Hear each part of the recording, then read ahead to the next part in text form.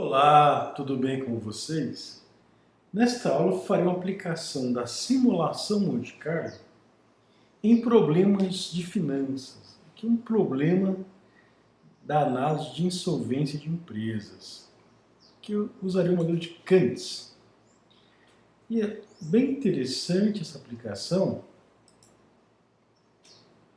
uma vez que será possível para nós identificar algumas peculiaridades desse modelo de Kantz.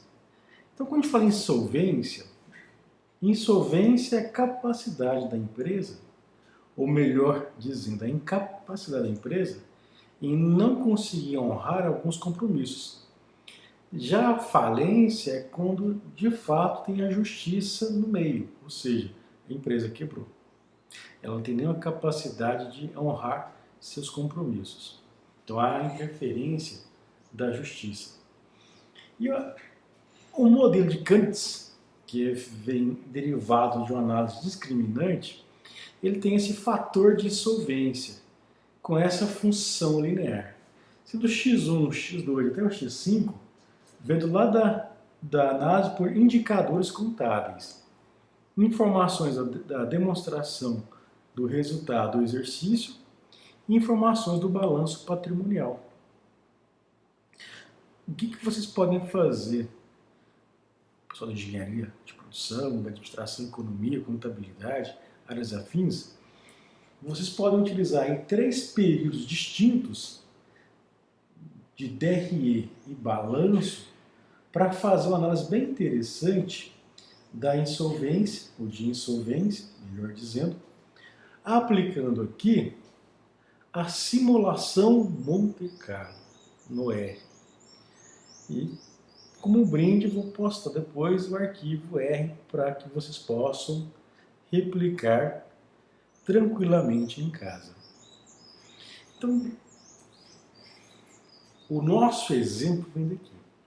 Segundo Kantz, se esse fator de insolvência for menor do que 3, a empresa estará insolvente. Se estiver entre menos 3 e 0, penumbra, situação indefinida. E se o valor for maior do que 0, a empresa está na faixa de solvência. Perfeito. A análise de insolvência é muito importante para aquele investidor que quer, de fato, viver de dividendos, principalmente. Saber se a empresa tem uma boa capacidade de honrar os seus compromissos. Então, recapitulando e resumindo, o que eu tenho que fazer para aplicar o que eu vou mostrar agora? Buscar 3 períodos sequenciais da empresa de interesse, balanço patrimonial, se for um balanço trimestral, primeiro, segundo e terceiro trimestre. Se for semestral, primeiro, segundo e terceiro semestre. Se for anual, primeiro, segundo e terceiro ano. De forma sequencial, tá? E calcular esses valores x1 a x5 3 vezes. E depois vamos trabalhar com a função de densidade de probabilidade triangular. Mínimo, máximo, e o valor do meio seria a nossa moda. Então agora eu vou para o R. Já tenho aqui tudo já modelado no R. Nós temos aqui as informações. Primeira coisa, nós temos que instalar, se não tiver instalado o pacote triângulo R aqui, que é para ativar os comandos da função de densidade de probabilidade triangular. Beleza, turma? Bem simples. E o comando library é o que vai ativar essa função aqui, ó. Já está instalado, por isso que tem o jogo da velha antes do install package. E aqui eu farei 300 mil simulações. É muita coisa. E depois, nós temos o Z, que vai ser nosso vetor nulo. O que significa isso, professor? Esse vetor nulo é o seguinte: cada valor gerado pela simulação Monte Carlo será inserido nesse vetor nulo. É como se fosse uma sacola vazia e cada valor gerado pela simulação Monte Carlo é um produto. Então vamos encher essa sacola vazia com 300 mil produtos. Uma linguagem mais simplista. E agora, nós temos os comandos vinculados à própria simulação Monte Carlo. Por isso que eu pedi para vocês buscarem 3 valores de balanço e DRE para ter esses valores aqui. Ó. Então, qual é o comando do R-tri? R vem de randômico, ou aleatório. Tri de triangular. Então, o valor mínimo é o que você encontrou do x1 para os 3 cálculos. O valor máximo e a última coisa que você encontra é o valor médio, ou a moda. Então, aqui você coloca o valor mínimo, seguido do máximo, e aqui a moda. Sempre assim na função de densidade, de probabilidade triangular. Em aulas minhas eu mostrei bem em detalhes como é que funciona essa função R, R norm para normal, R unif para uniforme, R variable, e tem outras tantas. A mesma coisa eu fiz para o x2, para o x3, x4, x5. E aqui eu escrevi o fator de insolvência. Aqui nós temos aqui o fator de insolvência.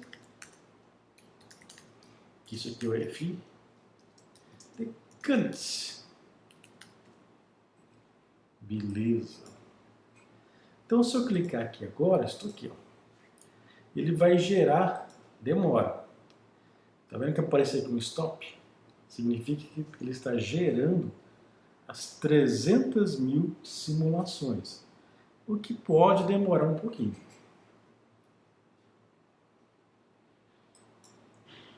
Que é algo normal da nossa simulação aqui no R.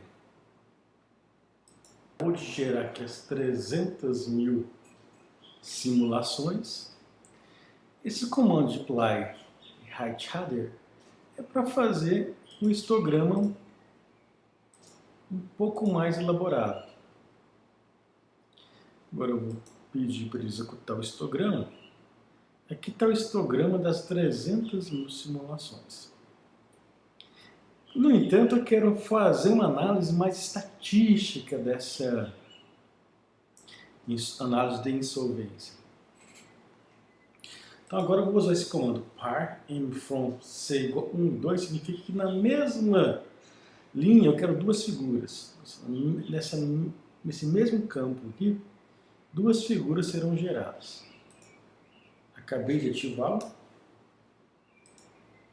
Esse comando fx de norm é para gerar a curva gaussiana.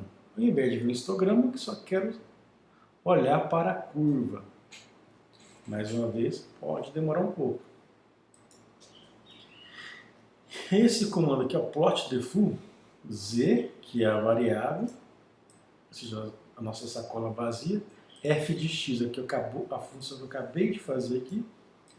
Então eu quero ver agora a curva gaussiana que será gerada nos intervalos de -3 a 3, definidos por mim aqui.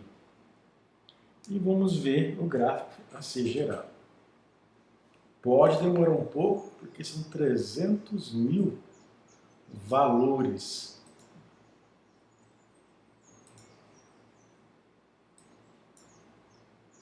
Gerou o gráfico, vocês podem ver por aqui.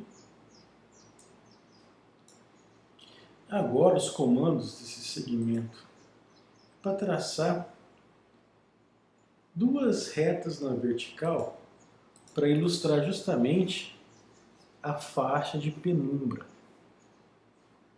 Pode demorar um pouco, mas é uma informação bem interessante que nós temos que buscar nesta análise.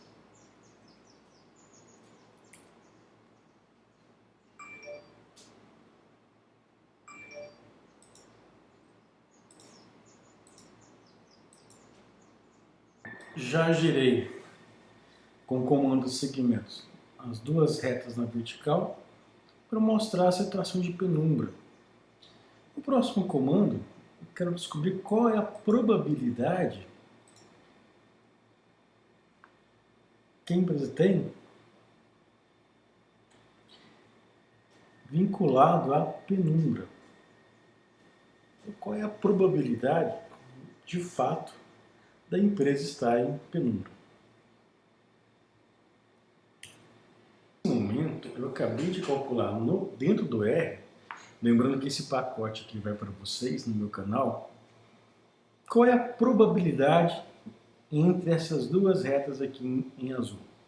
75,68% é a probabilidade dessa empresa hipotética estar na penumbra. Se está insolvente é muito baixo, chega a 1,37%. E 24,18% a probabilidade desta empresa estar solvente. Então, pessoal, de uma forma bem tranquila, essa é a forma bem interessante de usar simulação Monte Carlo neste problema de análise da insolvência. Podemos pegar algo que é bem antigo, deve ter coisa, certamente deve ter coisa mais sofisticada, inclusive aplicando machine learning.